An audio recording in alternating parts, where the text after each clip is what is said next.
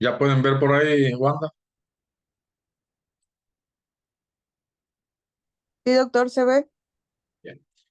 Entonces, estábamos comentando, porque hay una pregunta que habla de cuál es la diferencia entre una pancreatitis aguda biliar y una pancreatitis alcohólica.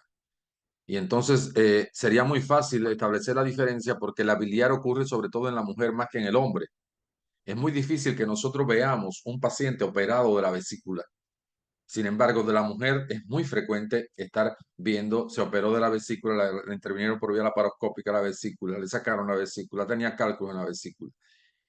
Entonces, la pancreatitis aguda biliar es más frecuente en la mujer que en el hombre. Es más frecuente en la mujer añosa multípara que en otras condiciones. Son características típicas. Existe el antecedente de litiasis biliar, porque ya lo hemos visto, el antecedente de litiasis biliar. Y por supuesto que la cantidad de cálculo obstruye la salida de la bilis por parte de las vías biliares y eso es lo que conlleva a que haya una pancreatitis. Miremos estos conductos colédocos y pancreáticos, cómo están ocluidos por estos cálculos. Por supuesto que la secreción pancreática y la secreción biliar no pueden salir y conlleva a que haya una vesícula que está inflamada y edematosa.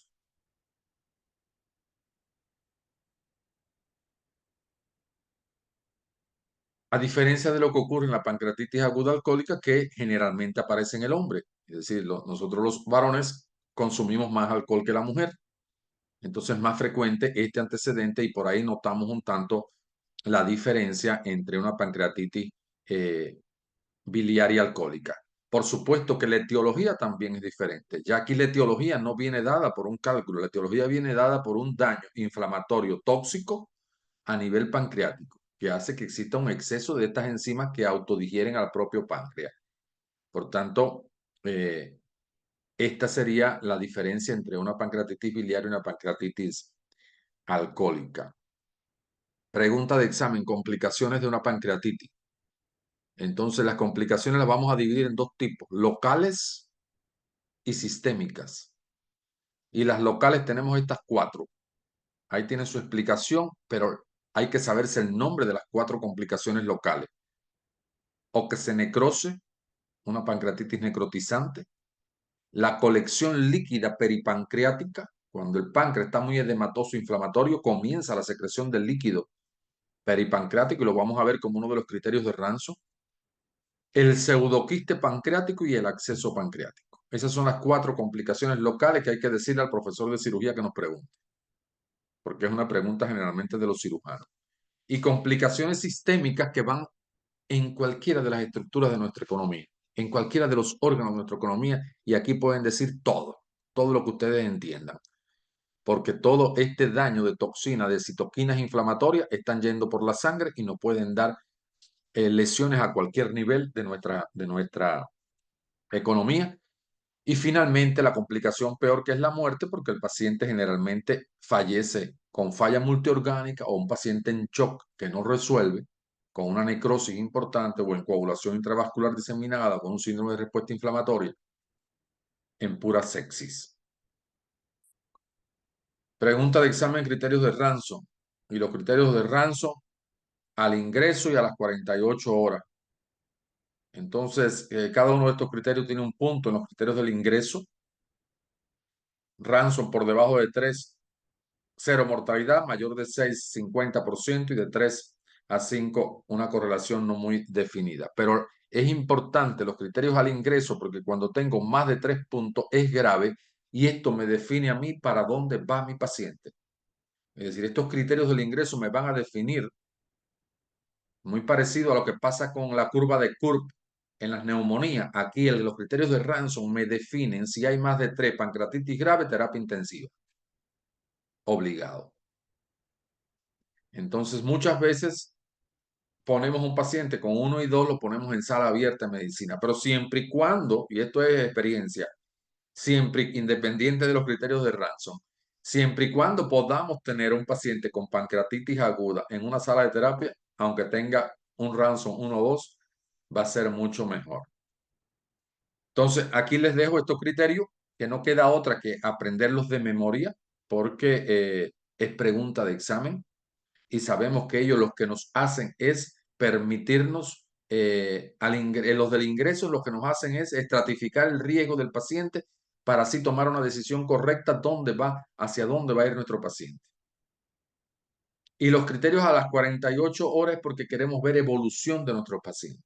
Entonces, por ejemplo, yo les decía aquí, miren, secuestro de líquido mayor de 6 litros. Significa eso, significa que la cantidad es una de las complicaciones. Si cuando el imagenólogo me hace el ultrasonido, la ecografía, me dice que presume que hay unos 8 litros en cavidad abdominal, yo estoy diciendo mi paciente no está evolucionando bien. Tenemos el tema de la urea. Recordemos que la urea participa, es decir, es un producto, una toxina derivada del metabolismo proteico a nivel hepático. Por tanto, que esté aumentada en sangre me está diciendo de que no hay una buena eliminación por hígado y por riñón de este tóxico y muy mal para el paciente. La presión parcial de oxígeno, que me está hablando de daño a nivel pulmonar, el calcio, que también es otro de los metabolitos, otro de los electrolitos que participa en el metabolismo, que tiene que ver con tracto digestivo, que tiene que ver con tracto renal. Recuerden que el calcio se absorbe a nivel del intestino por acción de la hormona que produce el riñón, que es el calcitriol. Entonces, si tengo compromiso renal posible, no haya calcitriol para absorber el calcio. Entonces, todo esto puede ser un problema. O un déficit de base, porque mi paciente con todas las citoquinas inflamatorias esté acidótico, entonces tenga un déficit más de 5 del bicarbonato, o un hematocrito que está mayor de un 10% de lo normal, que me está hablando de hemoconcentración. Entonces, tener muy en cuenta estos criterios de Ransom, tanto al ingreso como a las 48 horas. En los laboratorios hay dos enzimas importantes, además de esta que tienen los criterios, que son exámenes de laboratorio, muchos de ellos. Vamos a tener en cuenta el tema de la lipasa y la amilasa pancreática, que son dos enzimas para las proteínas y para los carbohidratos que se van a elevar por encima de 3 veces su valor normal. Por tanto, es importante darle un seguimiento a cómo comienza el cuadro, con qué nivel de amilasa tenía y cómo va evolucionando en el decruzar de las horas, y ahí yo le estoy dejando esa evolución de las enzimas pancreáticas. Y en el tratamiento hay un recurso que nosotros lo utilizamos y que nos funciona, que tiene que ver con 7-Aglurif, agua y electrolito, porque recuerden que es un paciente que está perdiendo mucho volumen por los vómitos, también por la pérdida, por la fragilidad capilar, que se está yendo el líquido a un tercer espacio. Recordemos también que este paciente va a depender del protocolo. Este segundo pilar del tratamiento va a depender del protocolo del hospital donde esté. Porque hay algunas terapias, algunos protocolos muy conservadores, no ponen Levin, no ponen sonda nasogástrica y dejan que el organismo de forma autolimitada regule toda su secreción. Hay otros protocolos que ponen sonda nasogástrica para que el estómago elimine todo lo que vaya produciendo y así el páncreas tenga que trabajar menos. La atropina, porque la atropina disminuye la secreción de las glándulas, de todas las glándulas que están participando a nivel del tracto gastrointestinal. Antimicrobianos siempre y cuando tengamos los leucocitos que están bien aumentados, que era un criterio de ingreso, los leucocitos que estén muy aumentados o tengamos una evidencia típica de un proceso inflamatorio con un cuadro febril determinado, siempre llevan antibióticos.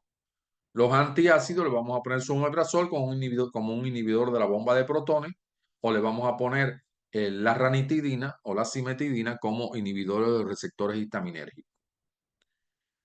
Evaluar que nuestro paciente no esté en shock, porque si no hay que corregir con abundante volumen eh, nuestro paciente, o quizás el apoyo con drogas inotrópicas o vasoactivas. Y los analgésicos, que va a depender del umbral del dolor de nuestro paciente, pero siempre recordar, hay algunos protocolos que nos dicen que evitemos el uso de la morfina, porque la morfina produce espasmo del esfínter de Oddi. Por tanto, evitemos utilizar morfina y podemos utilizar los otros analgésicos como el tramadol o como la meperidina.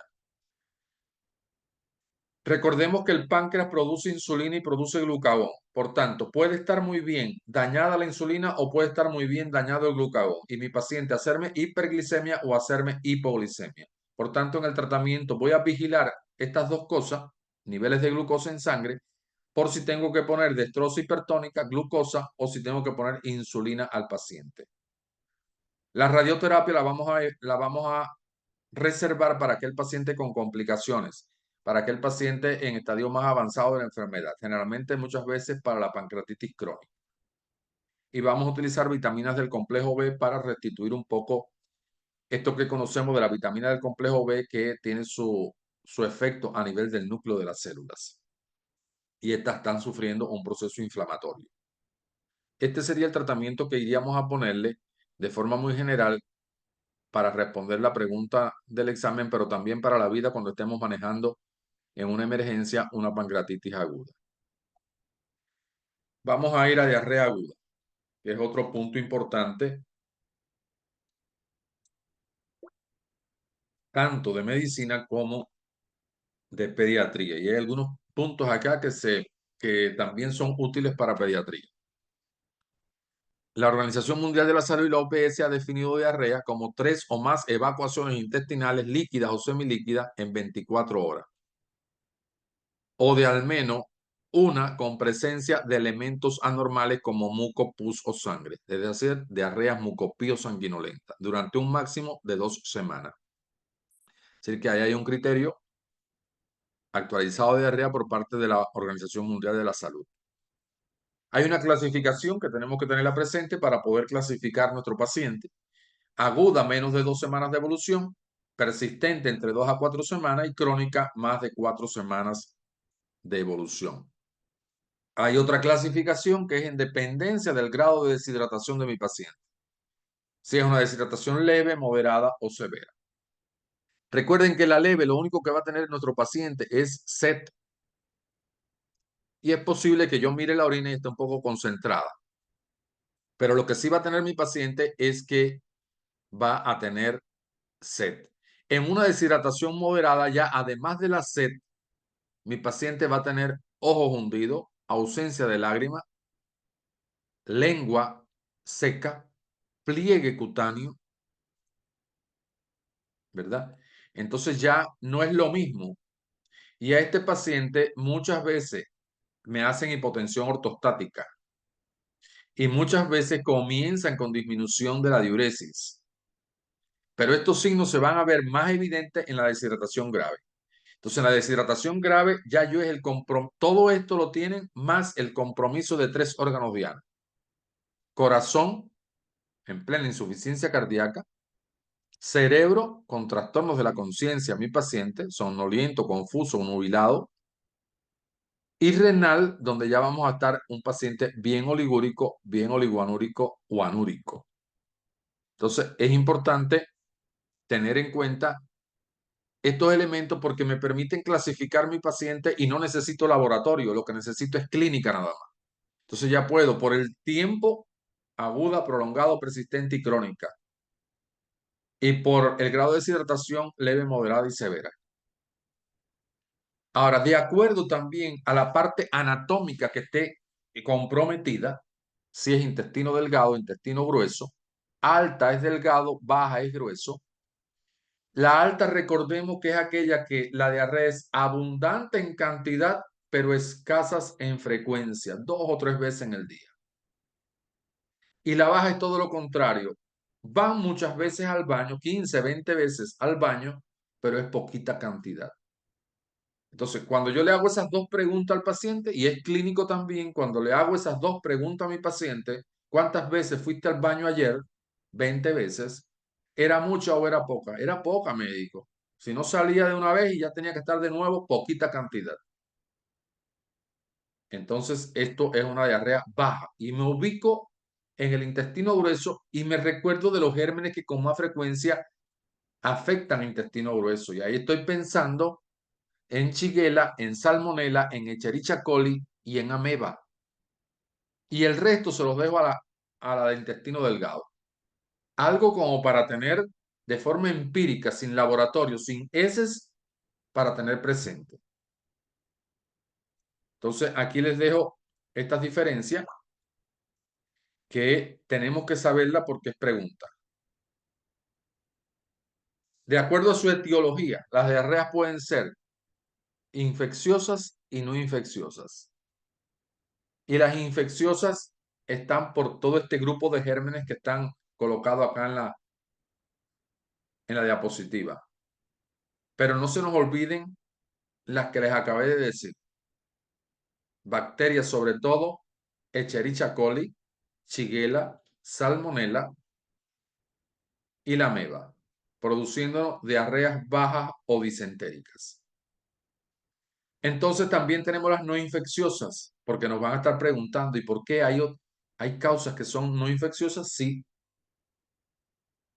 Entonces tenemos acá fármacos, y cuando yo digo fármaco, el primero que me tiene que venir a la mente son los laxantes. Si a mí se me va la mano indicando bisacodilo a mi paciente, le voy a llevar a diarrea.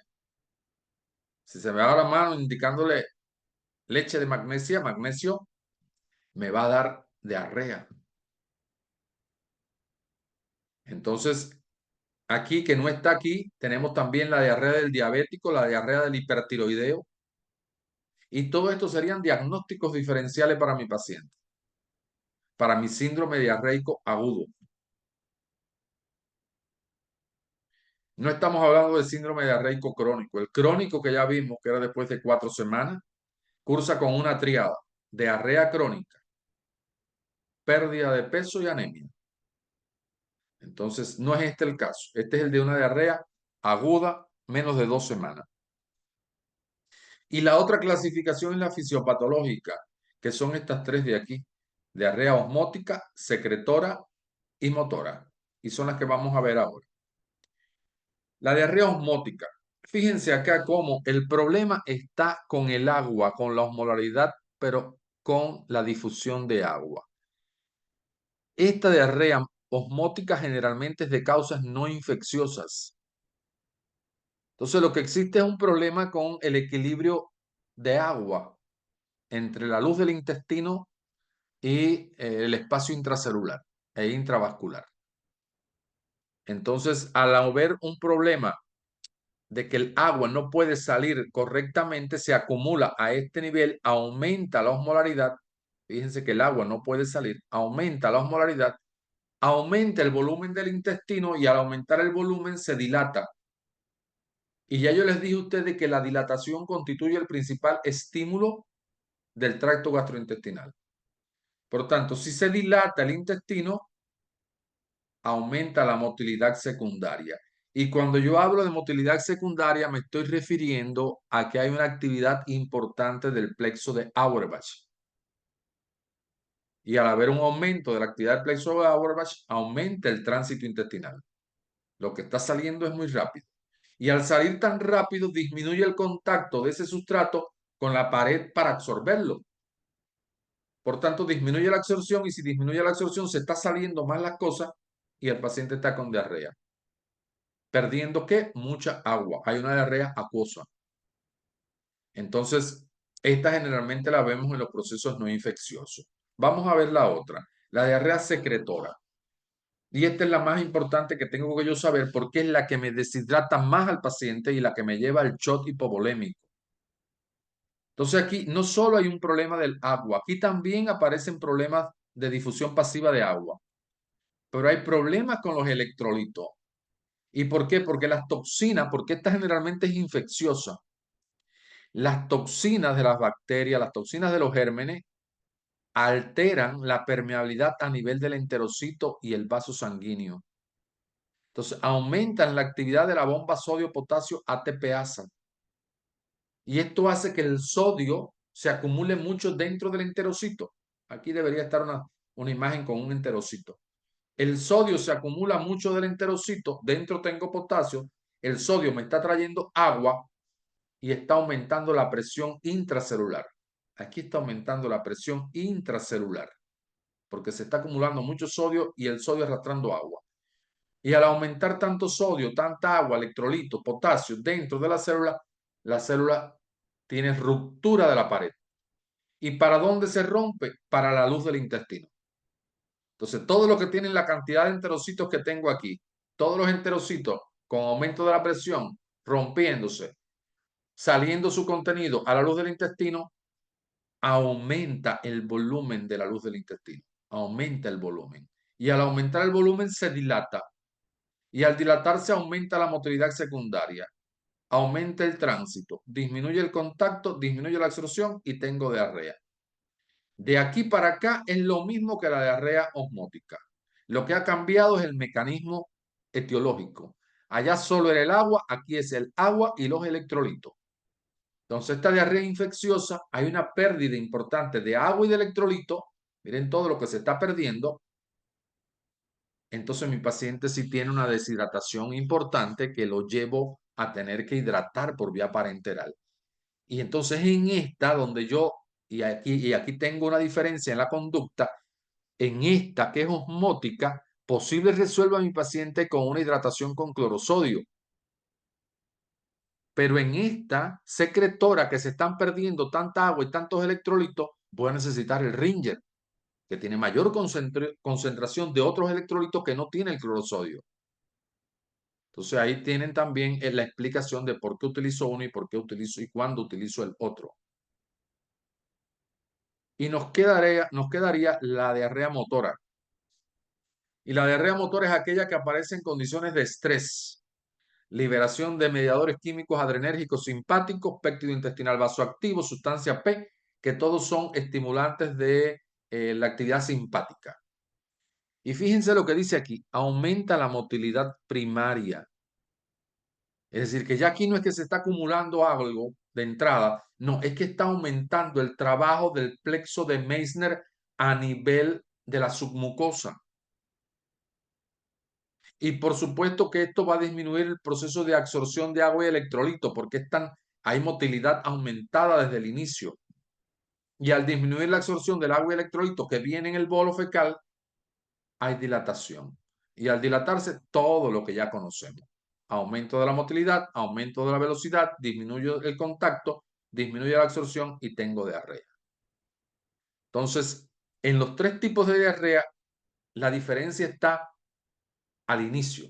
Una con el agua, la secretora con agua y electrolito, y aquí con problemas de la motilidad primaria del plexo de Meissner.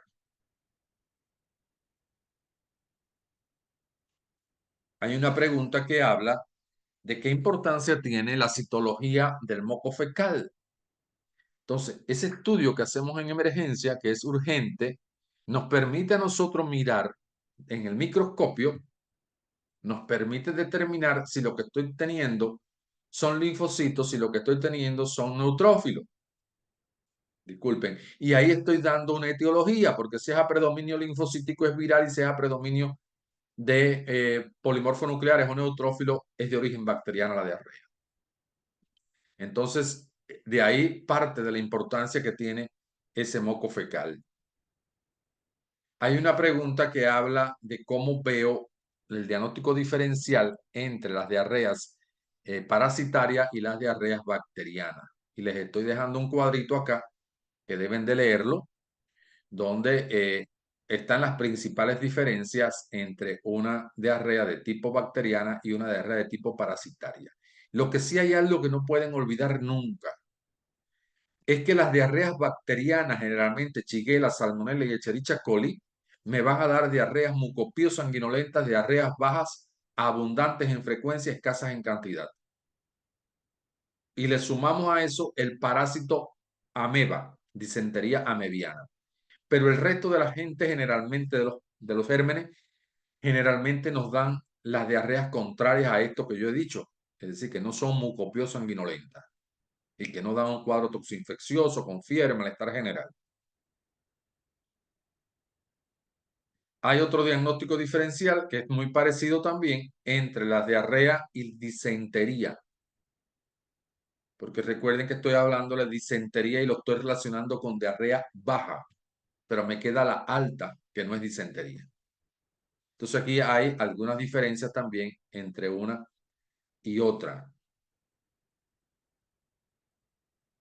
Han preguntado qué es lo que es este concepto, GECA, que es gastroenteritis aguda, que las causas más frecuentes de gastroenteritis, esto es una pregunta de pediatría más que de medicina, pero la puse acá porque me interesó la sigla. es generalmente producida por virus, y esto lo vemos sobre todo en el niño con enfermedades respiratorias agudas, enfermedad diarreica aguda, muy ligadas muchas veces, cuando la etiología es viral, aunque también puede ser eh, consecutivo a la asociación con bacterias.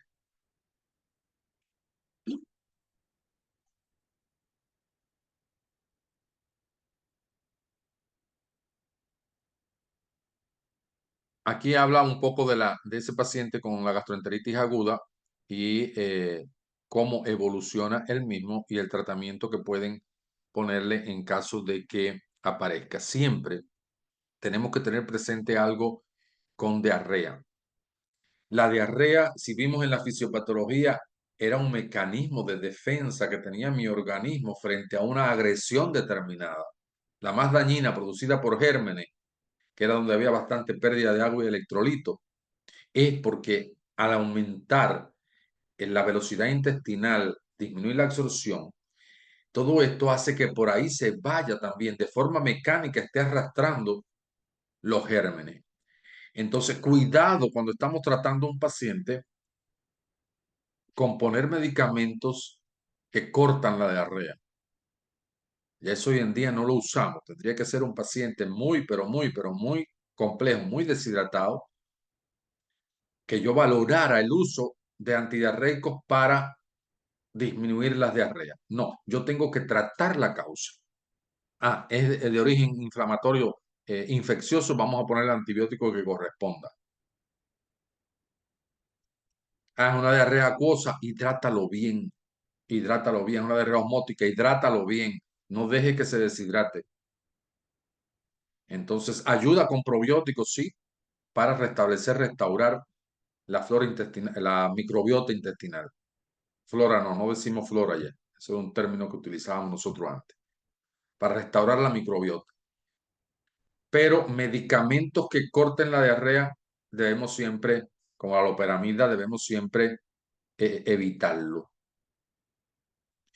Pregunta que han hecho, pregunta complicaciones del megacolon chagásico. Entonces, megacolon, ¿qué es lo que es? Es una complicación del Chagas. El Chagas tiene tres grandes complicaciones: el megaesófago, la cardiomegalia y el megacolon. Y las tres tienen un mecanismo de producción similar. En el caso del megaesófago y el megacolon, que son del tracto digestivo, hay una afectación del tripanosoma, está afectándonos el plexo de Auerbach y el plexo de Meissner.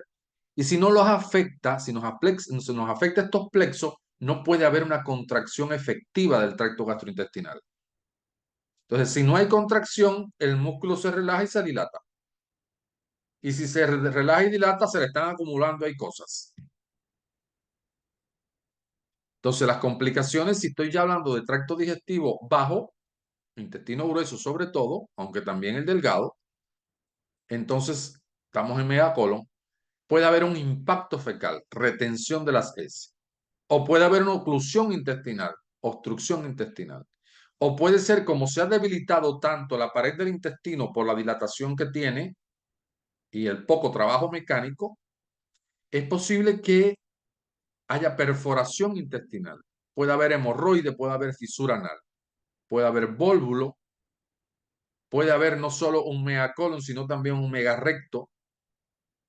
Y por supuesto, si las heces se están reteniendo, puede haber infecciones a este nivel. No voy a absorber todo lo que necesito y puedo tener desnutrición y caquexia. Entonces ahí tenemos unas cuantas complicaciones del megacolon chagásico que tenemos que introducirles al subconsciente para poder responder la pregunta. Pero también entendiendo un poco cuál es su origen, por qué es que se produce el megacolon, del daño del plexo de Auerbach y de Meissner, se dilata porque no hay contracción, ahí me doy cuenta que un colon dilatado se puede complicar. Pregunta esófago de Barrett. El esófago de Barrett, esta es la estructura normal histológica del esófago, un epitelio escamoso estratificado. Y fíjense cómo aquí ya hay un cambio del epitelio. Hay un epitelio columnar de células caliciformes. Y esto es un epitelio que se habla de una metaplasia intestinal. a nivel esofágico, como la causa del esófago de Barrett es un reflujo gastroesofágico que está lleno de mucho contenido ácido que viene del estómago y va dañando poco a poco el esófago, el epitelio esofágico. Entonces, en defensa del esófago, de toda esa acidez, hay una metaplasia intestinal y se forma un epitelio muy similar al del intestino para defenderse. Pero esto es dañino a la larga, porque si no se resuelve la situación, ese esófago de Barrett se puede convertir en cáncer esofágico. Entonces, tener en cuenta este diagnóstico. Formas clínicas del cáncer de colon. Dos recursos acá les dejo. Pregunta de cirugía para los que no han hecho pregrado todavía. La doctora Raiza hace siempre esta pregunta. El colon derecho tiene 4 formas de presentarse: tumoral, inflamatoria, dispéptica y anemizante. Fíjense que hay un recursito ahí, TIDA. Y el colon izquierdo tiene 4 formas también, y hay otro recursito que es TIO. Tumoral, inflamatorio, igual que el derecho, esta hemorrágica y obstructiva. Esta pregunta es más bien, la hacen los cirujanos, aunque nosotros los clínicos también la podemos hacer. Chilaiditis. Esto, como yo hace mucho tiempo que no lo estudiaba, es de cirugía la pregunta. Entonces, la chilaiditis es una interposición del colon, sobre todo en el colon ascendente, ángulo hepático del colon, una interposición entre el diafragma y el hígado. Entonces, aquí hay algunas causas que están hablando sobre por qué se puede producir la chilaiditis. Han preguntado esto otro que también es de cirugía, arco de Rioland. Fíjense cómo la mesentérica superior y la mesentérica inferior, que son ramas de la aorta, están conectadas por el arco de Rioland. Y esto es muy bueno porque al haber una afectación en una de estas dos arterias, la otra suple con circulación colateral. Y en el propio arco de Rioland está la arteria marginal, que es esta que está aquí, que también tengo que saberla porque la han preguntado. Es decir, que es una arteria que también garantiza circulación colateral en la circulación mesentérica. Úlcera. En la úlcera hay un desequilibrio entre los factores que me agreden y los que me defienden. Y ya yo les había hablado de los que me defienden. El mucus, esa barrera mucosa, el bicarbonato, el flujo de sangre, la reparación que hay constante del epitelio, del tejido y las prostaglandinas. Pero cuando los factores agresivos toman mando, son mayor, el paciente no los elimina, no importa que tenga defensivo, no son capaces de defenderme y viene la enfermedad. Es decir, que es un desequilibrio entre lo que me agrede y lo que me defiende. Y dentro de lo que me agrede no puedo olvidarme el ácido clorhídrico en exceso, la pexina en exceso, el Helicobacter pylori, los antiinflamatorios no esteroideos, el tabaco y el alcohol. No se me pueden olvidar esta fisiopatología. Hay una pregunta que dice, ¿cuál es la diferencia entre la úlcera duodenal y la gástrica? El estómago está más cerca del alimento cuando yo lo ingiero. Por tanto, la gran diferencia está en que cuando yo ingreso alimento, el dolor aparece de forma inmediata en la úlcera gástrica.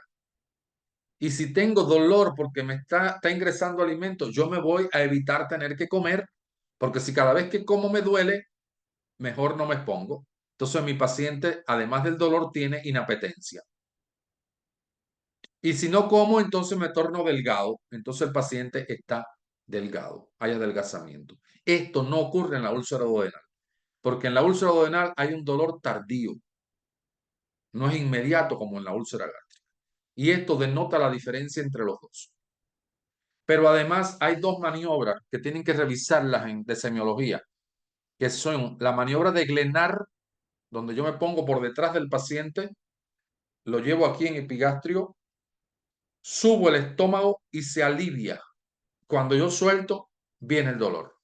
Y eso es propio de las lesiones de estómago, no es de duodeno. Y el punto señal de Leven, que yo presiono y hay dolor, y cuando subo el estómago se alivia, contrario. Entonces, con esas dos maniobras y estos elementos de la clínica, yo hago diagnóstico diferencial entre úlcera gástrica y úlcera duodenal sin tener a mano todavía una endoscopia.